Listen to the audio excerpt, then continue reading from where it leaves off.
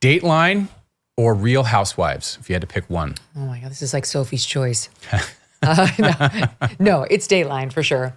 But I am not if I'm at home and no one else is there, it's so rare, right, to get the house to yourself when our kids are young. But I'm there, you're not there, the kids aren't there, and I'm making dinner. And I can turn on the television and you want something relatively mindless and entertaining. It will either be Real Housewives or Curb Your Enthusiasm. Those two both make me laugh. Curb is funny. They're funny. They're just funny for different reasons.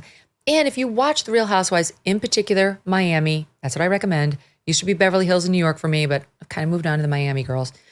You feel like a good person. Because it's so depraved. That's the thing I can't get past. It's like I can't do the Housewives thing. If the roles are reversed, I'm doing Ancient Aliens. If I'm home alone, 100%. no one's around. Or reruns of Lord of the Rings. Yeah, or like World War II in color.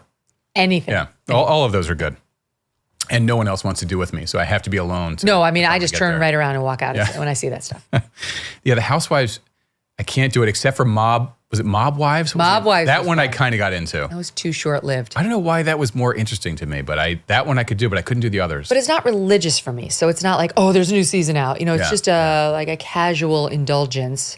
Yeah. But whereas Dateline, you're like, oh, there's a new Dateline. I've seen every single one. Yeah. I mean, multiple times. And now I've lured you into my true crime world. I'm kind of into it, actually. I'm going to say something controversial, but I do think Netflix might be taking over the Dateline they're moving stream as true crime top for true crime. Fire. And I think people, like in the publishing book world, people have known this for a long time. In fact, the book buying audience in general is more female than male. But for crime, like for a Harlan Coben, crime thriller, he's like 80% female readers. Loved Fool Me Once. Harlan, yeah. I brought you over to watch that. Yeah. First of all, the woman who starred in that is one of the most beautiful people I've ever seen on the screen. But it was well done, Yeah. We enjoyed that. We enjoyed, what was the one we watched recently with the tennis? That was fun. Apples by Leanne Moriarty. Apples Never Fall. Apples Never Fall. Yeah, with Sam Neill. That was good. And, Annette Bening. Annette Bening, yeah. Really enjoyed that. That was good. Right now we're neck deep in Palm but I Royale. feel like there's been a drop off in quality.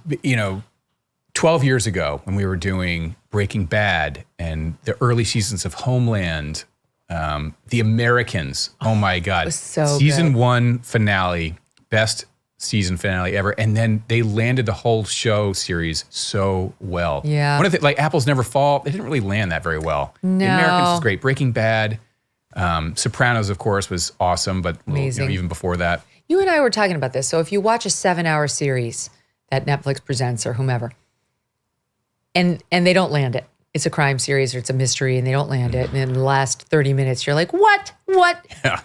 It doesn't erase the 6.5 hours of enjoyment you had getting there. Kind of like Game of Thrones.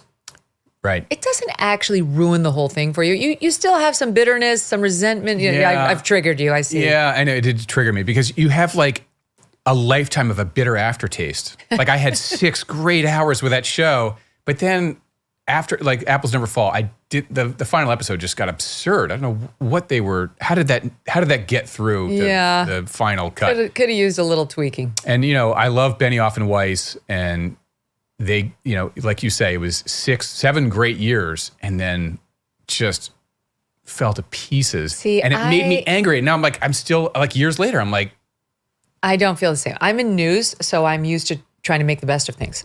You compartmentalize like a good therapized person. That's right. And I look on the bright side in general. So I'm like, I'm not like they ruined it. I'm like, I got 6.5 hours of great TV and that last half hour was but I would still do it again. Would you? Yeah. Okay. I guess that's the litmus test.